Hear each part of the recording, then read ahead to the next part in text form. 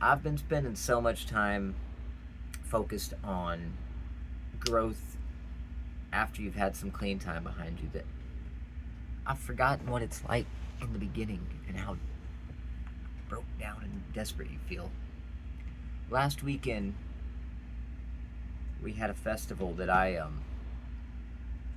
just donated some money to help get it on. I sponsored it, and a guy came up to me just tired and defeated and seeking a homeless shelter or a sober living environment and ready to turn his life around.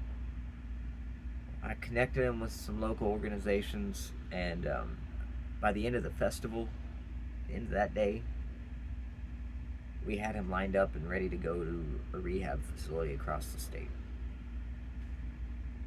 I had a little hand in that. It felt good, but um,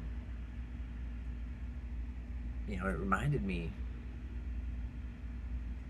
focusing on this side's good, and that's where, that's kind of my wheelhouse right now, just because that's where I'm at. But we can't forget where we came from, and we can't forget to help people up. We can't ignore them. We can't turn our back on them. We're not going to have any more people in recovery.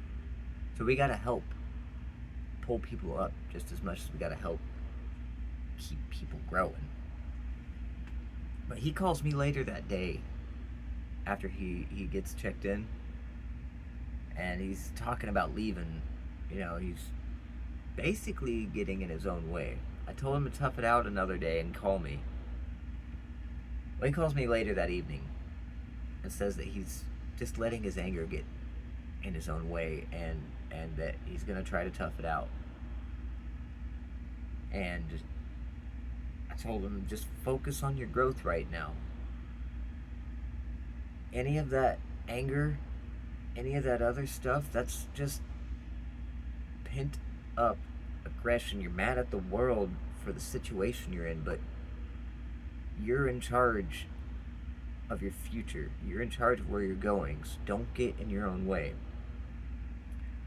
He thanked me, and he's still in there. This is only yesterday, but it just reminded me that we need to reach in both directions and keep the cycle broken and help people move forward. That's all I have right now. I'll see you guys tomorrow.